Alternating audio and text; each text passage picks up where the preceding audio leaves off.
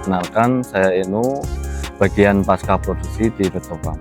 Di video kali ini, kita akan mengobrol santai tentang strategi pemasaran melonnya yang kami kembangkan di Rejo Farm, mulai cara memahami pasar, membuka peluang wisata petik, sampai sistem made by order. Jadi, Rejo Farm itu bukan hanya fokus pada produksi pertanian, tapi juga membangun rantai nilai dari hulu ke hilir. Salah satu komoditas unggulan kita adalah melon premium. Kenapa video ini penting? Karena banyak petani atau calon petani melon yang sering bertanya, "Mas, gimana sih cara menjual melon dengan stabil? Atau gimana biar harga tidak anjlok?" Jawabannya itu bukan cuma produksi yang harus bagus ya, tapi juga strategi marketingnya harus tepat. Nah, itu yang akan saya bahas pada hari ini. Langkah pertama dalam pemasaran melon adalah memahami siapa pembeli kita. Ini penting karena produksi sebagus apapun, kalau tidak cocok dengan kebutuhan pasar, itu tetap akan sulit terserap. Tapi secara umum ada beberapa segmen pasar melon, salah satunya retail atau supermarket ya. Mereka itu mencari buah yang seragam atau berstandar tinggi, dan biasanya tuh lebih menekan quality control sih. Yang kedua itu hotel, restoran, kafe, atau bahasa kerennya tuh HoReCa. Mereka lebih fokus ke rasa, kestabilan, dan pasokan. Terus yang ketiga tuh ada wisata petik atau pengunjungan langsung ya. Ini menurut saya segmen yang senang karena merasakan sensasi petiknya langsung dari pohon, bukan cuma beli buahnya saja terus langsung pulang, tapi merasakan indahnya petik dari pohon. Terus yang keempat ada pasar umum ya, atau reseller. Mereka mencari harga kompetitif dan volume. Nah, tugas petani atau produsen itu adalah menentukan mau main di segmen yang mana ini. Bukan semua segmen harus diambil. Kalau dipaksa malah jadi nggak fokus biasanya. Seringkali juga petani menunggu pasar datang ya. Padahal justru petanilah yang harus menciptakan permintaannya. Caranya gimana? Contohnya membangun brand untuk melonnya atau menonjolkan keunikannya, misalnya rasa lebih manis atau tekstur renyah atau pengguna pupuk organik, itu juga bisa. Ketika konsumen paham kualitasnya, nilai jualnya jelas otomatis semakin naik lah. Sekarang saya bahas beberapa strategi pemasaran yang bisa diterapkan baik untuk Rejo Farm atau maupun petani lainnya.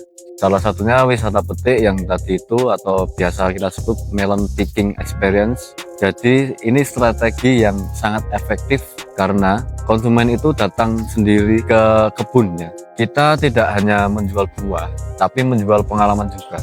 Kalau untuk secara harga, wisata petik juga biasanya lebih tinggi ya dibandingkan harga pasar. Selain itu, konsep ini bisa menambah pemasukan lain seperti edukasi, terus ada penjualan produk lainnya, misalkan ada pupuk, ada bibit, dan juga hasil panen lainnya.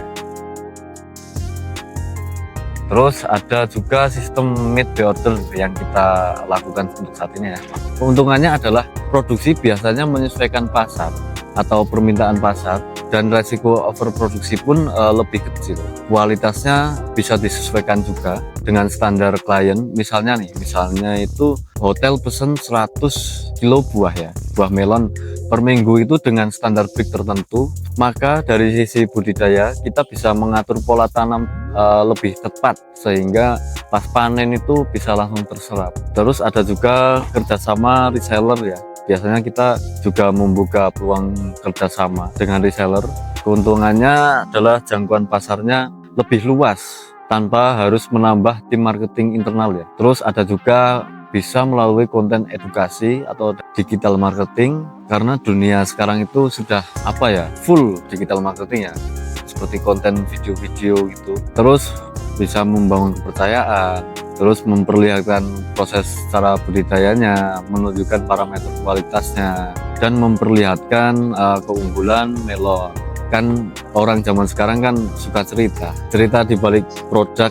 Semakin transparan dan semakin konsisten, semakin besar kemungkinan pembeli juga nanti akan sangat percaya. Terus program langganan ya, misalnya sebagai contoh, tiap 2 minggu itu ada yang beli melon premium dengan kualitas terbaik. Ini cara membuat cash flow itu lebih stabil ya.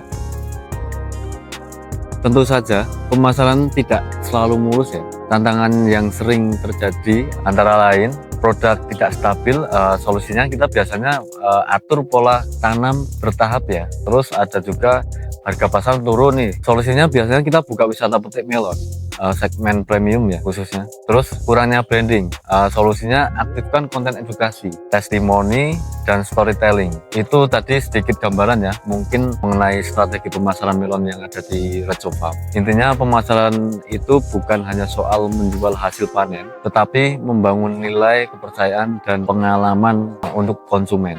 Kalau teman-teman punya ide atau pertanyaan, boleh tulis di kolom komentar ya. Dan jangan lupa like, share, dan subscribe ya, biar nggak ketinggalan konten-konten dari Rejo Farm. Terima kasih, saya Eno. Sampai jumpa di lain video. Thank you.